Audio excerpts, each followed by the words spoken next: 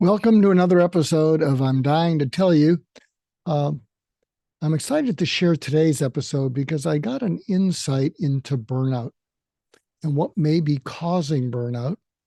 And if I'm correct, then it also leads to what uh, can cure it or prevent it.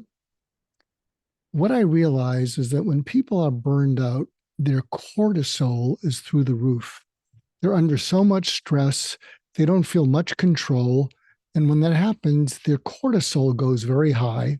When their cortisol goes very high, it tends to want to trigger the reactive part of their brain, actually something called an amygdala.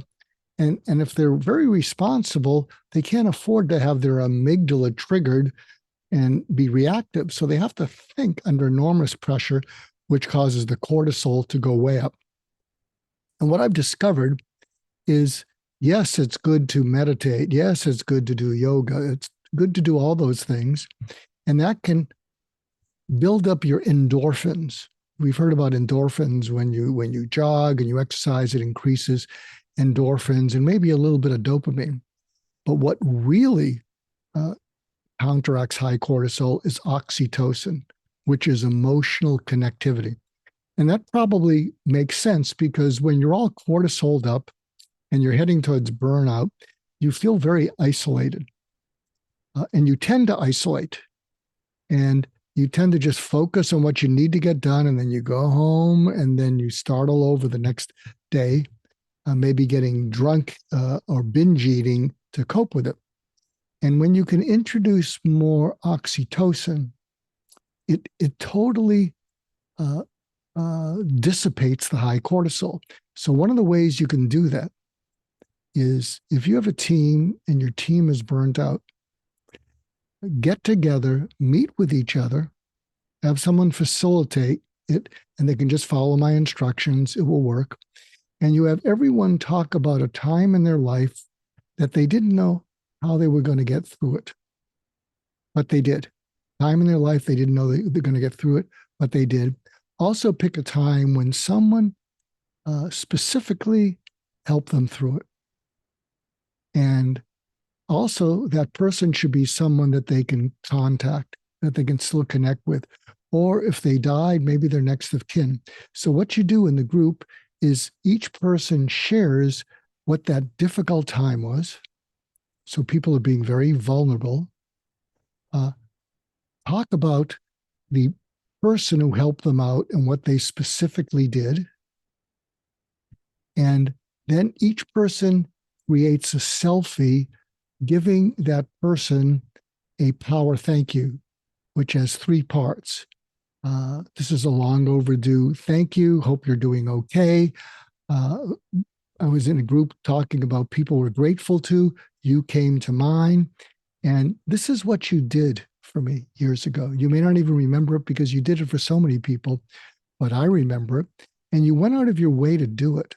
You didn't have to do it, but you went out of your way to do it. And this is what it personally meant to me. You don't know, but you changed my life. You don't know, but you saved my life. You saved my career. And so when you have the combination of openness, vulnerability, sharing those episodes, everybody in the group is going to look at you and think of you as having all kinds of courage that you got through it. And you may not think you had courage, you may just think you were surviving it.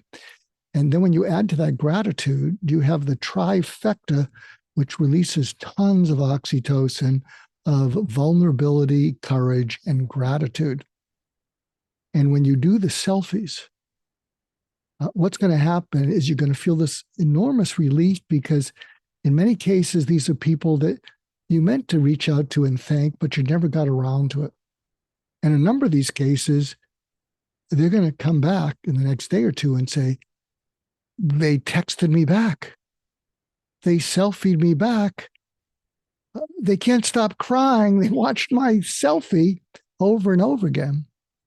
And if you do that, what's going to happen? The oxytocin, the feeling of being, it's such an honor to be in a group of such people, is going to just rise way up. And when that happens, the cortisol will go down.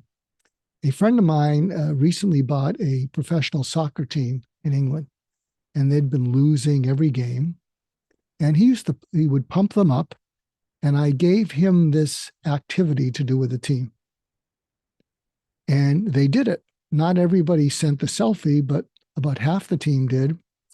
And they played, a much better team, and they won.